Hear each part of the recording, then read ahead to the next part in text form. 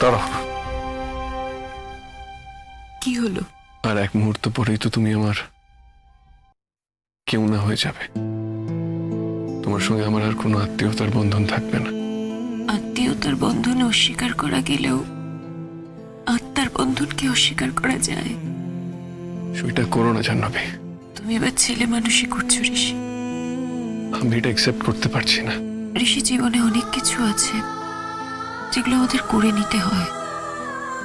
তোমার এখন শরীর ভালো না, তুমি এসব নিয়ে টেনশন করো না।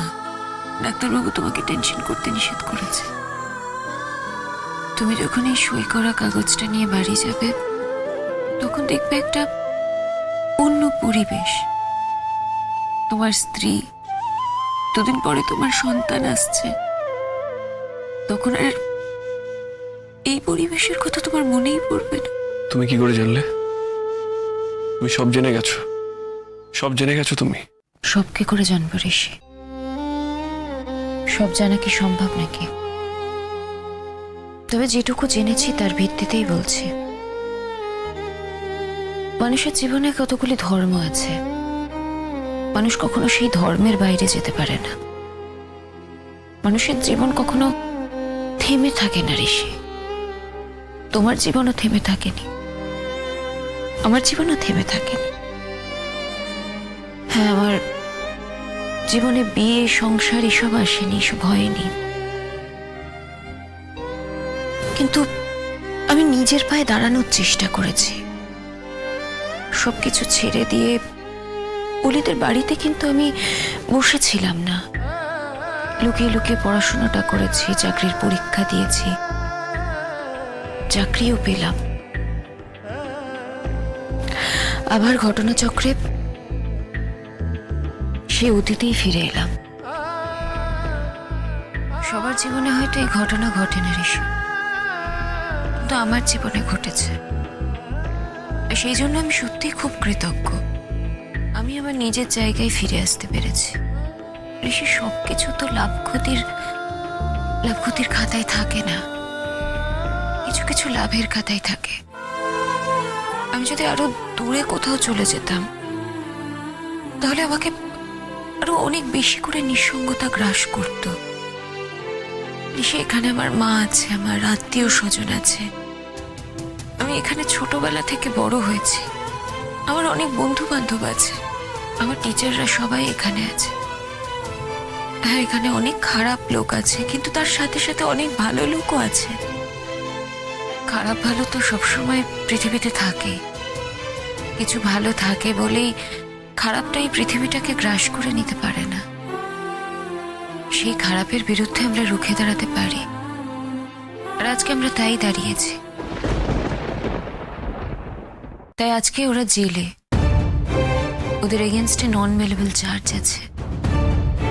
এটা একটা বিরাট লড়াই ঋষি, এই লড়াইটা চলবে, আর এই লড়াইটা আমাকে লড়ে যেতে হবে। কারো কারোর জীবনে না সারা জীবন লড়াই থাকে, আর কারোর কারোর জীবন লড়াইয়ের ঊর্ধ্বে উঠে যায়। তুমি সেই সমস্ত ভাগ্যবানদের মধ্যে একজন। তুমি বলতে চাইছো আমার জীবনে কোনো লড়াই নেই? আমার মতো লড়াই নেই ঋষি। তোমার লড়াইটা তোমার নিজের সাথে, আমারটা কিন্তু শুধু আমার নিজের সাথে নয়, ওটা পৃথিবীর সাথে। মেয়ে হতে অনেকে অনেক রকম সুযোগ নিতে আসে, তাদের সামনে আমার লড়াই। মেয়ে থেকে মানুষ হয়ে ওঠার লড়াই, সকলের সামনে এটা প্রতিষ্ঠা করার লড়াই যে আমি শুধু একটা মেয়ে নই, আমি মানুষ। সেই দিক থেকে তুমি কিন্তু এক ধাপ এগিয়ে আছো, এটা তো অস্বীকার করতে পারবে না। তুমি ঠিক বলেছো। সব থেকে দুঃখের কথা হলো আমি তোমার লড়াইটা কিছু করতে পারলাম না, কোনোভাবেই তোমার লড়াইতে আমি এগিয়ে আসতে পারলাম না। ঋষি, তুমি একদিন আমার হাতটা ধরেছিলে বলেই আমি আজকে লড়াই করে এই জায়গাতে আসতে পেরেছি। তা না হলে আমার পক্ষে এই জায়গায় আসা কোনোদিনও সম্ভব হতো না, সেটা আমি সবসময় মনে করি। জাহ্নবী, আমি তোমাকে ভালোবাসি, আমি বোকা নই ঋষি, সেটুকু সেটুকু আমি বুঝতে পারি। আমি জানি ঋষি, তুমি আমায় ভালোবাসো, আর ভবিষ্যতেও আমার জন্য একটা জায়গা তোমার হৃদয়ে থেকে যাবে।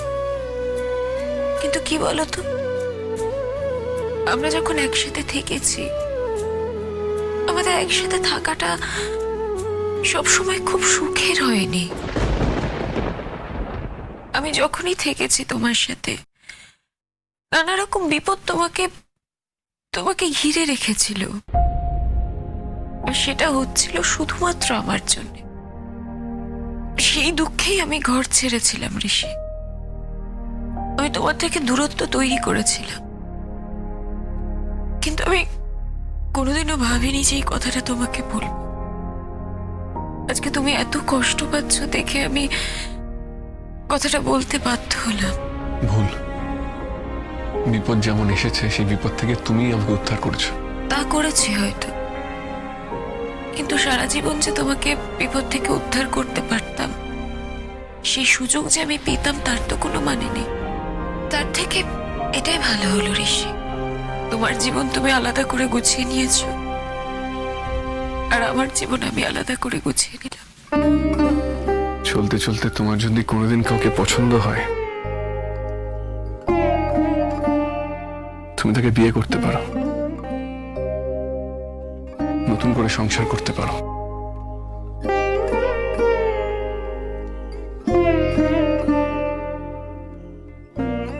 করো।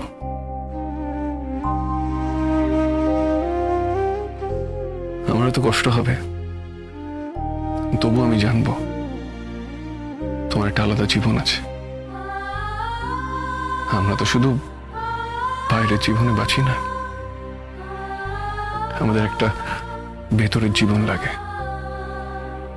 ঘরের জীবন লাগে, একটা অন্দরমহল লাগে। অন্দরমহলটা আমাদের পক্ষে খুব জরুরি।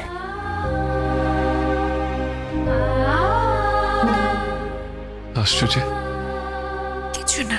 কেন হাসলে বলো? আমি কি খুব অযৌক্তিক কথা বলেছি? না ঋষি, তুমি হয়তো যুক্তি দিয়েই কথাটা বলেছ, কিন্তু মানুষের মন তো সবসময় যুক্তি দিয়ে চলে না, বলো? কিন্তু সবার দ্বারা সব কাজ তো হয় না ঋষি। আমি অনেক কিছু পারি, আবার অনেক কিছু পারিও না। আমার না পারার তালিকাটা অনেকটা বেশি পারার থেকে, আর আমি খুব ভালো করে জানি এই কাজটা আমার দ্বারা হবে না ঋষি। তুমি যতবারই কথাটা বলবে ততবার আমার অপরাধ বোধ আমাকে ছিঁড়ে করে খাবে, জাহ্নবী। ঋষি, এতে দোষগুণের তো কিছু নেই। সব মানুষ তো আর একরকম হয় না। আমার অন্য কারোর প্রয়োজন বোধ হয়নি, তাই আমার জীবনে অন্য কেউ আসেওনি। আর তোমার প্রয়োজন বোধ হয়েছে, নিঃসঙ্গতা তোমাকে গ্রাস করছিল, সেজন্য তোমার জীবনে অন্য কেউ এসেছে। ঋষি, বাইরের জীবন আমাকে এমন ভাবে টানে না, আমি নিঃসঙ্গ বোধ করার সময় পাই না। ঋষি, তোমার সন্তানের জন্য আমার অনেক শুভেচ্ছা রইল, তোমার নতুন সংসারের জন্য আমার অনেক শুভেচ্ছা রইল। আমি জানি অলির আমার উপরে খুব রাগ হয়েছে, কিন্তু আমার কিন্তু অলির উপরে কোনো রাগ নেই। হাসপাতালে আমার সাথে অলির তর্ক হয়েছে, যুদ্ধ হয়েছে, কিন্তু আমি না সেটা করতে বাধ্য হয়েছিলাম। আমি এটা না করলে অলিকে থামাতে পারতাম না। তুমি ওকে বাড়ি গিয়ে বলো ওর দিদি ওর উপরে একটু রেগে নেই। সত্যিই তো, ও তোর অধিকার খাটাতে এসেছিল, কিন্তু কি বলতো, আমার মনে হয়েছিল যে যার জন্য অধিকারটা খাটাতে আসছে, তার সুস্থ থাকার জন্য অধিকার খাটানোটা ছেড়ে দেওয়াই দরকার ছিল। তখন ছেলে মানুষ তো প্রাণে ধরে অধিকারটা ছাড়তে পারেনি। হয়তো ভেবেছিল যে এক রাত্রি যদি ও তোমাকে ছাড়ে, তাহলে আবার হয়তো আমাদের মধ্যে আগের সম্পর্ক ফিরে আসবে, আর হয়তো তুমি ওর কাছে ফিরে যেতে চাইবে না। ও আমাকে চিনতে পারেনি ঋষি, ও তোমাকেও চিনতে পারেনি। তুমি তো অকৃতজ্ঞ নও, তুমি তো কখনো কমিটমেন্ট ফেল করো না। আর আমিও যাকে যাকে কিছু দিয়ে দিই সেটা আর ফেরত নিই না।